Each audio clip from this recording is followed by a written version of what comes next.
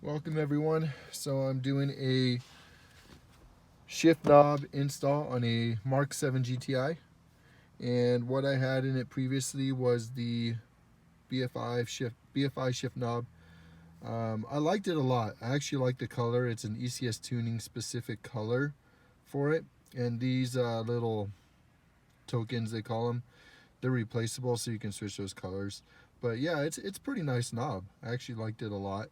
The only thing I didn't like about it was it wasn't as heavy as I expected it to be.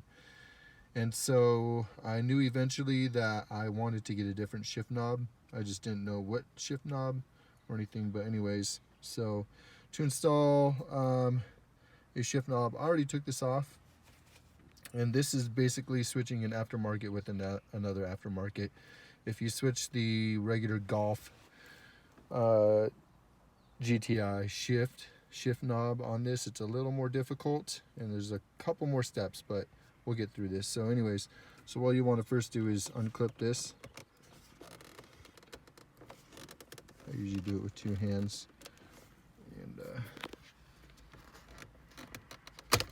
like that, unclip it there, and then just pull out. And then this part is usually zip tied to this. Anyways, so right now I got a brand new Raceseng. I don't know if that's how you pronounce it, but I got the Prolix shifter. Prolix shifter is pretty sweet, and it's super heavy. I've heard these shift knobs are just the best of the best, and it's very, very heavy. I think it's like 685 grams or something like that compared to 245 or something like that on the BFI. Anyways, it's a lot heavier, which I really like. This is the adapter for it. Pretty cool.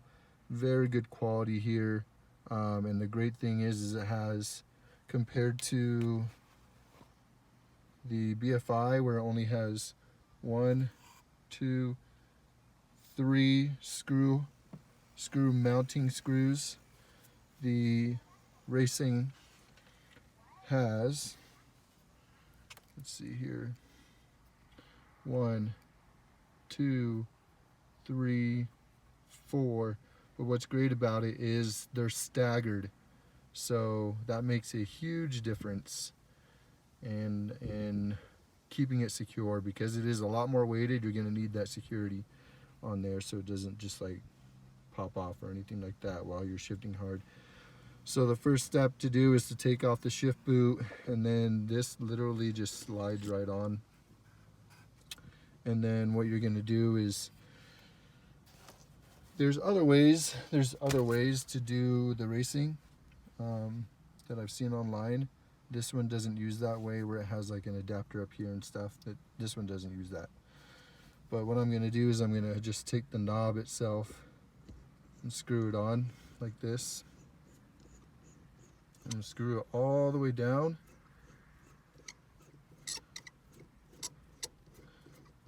It screws pretty far until it's tight, and then what I'm going to do from there is I'm going to adjust that part, that little extension piece that it screws onto, to my liking. And that's honestly probably pretty good right there, maybe even a little more facing me like that, and I'll probably secure it that way. And from here I'm just gonna go screw here, screw here, screw there, and a screw back here. To screw those in, you take a, what is this, an 1/8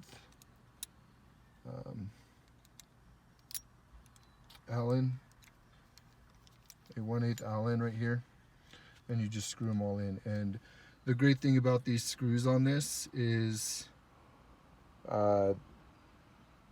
they have like these little notches, or just, the great thing that's on these screws is they have these little I don't know, the ends of the screws have something on the end of them so that they screw into the actual shift shifter of the car, so they do not come out, and that's really good. You don't have to use like thread lock or anything like that, so it's really nice, really good quality, and man, that's almost like the perfect height.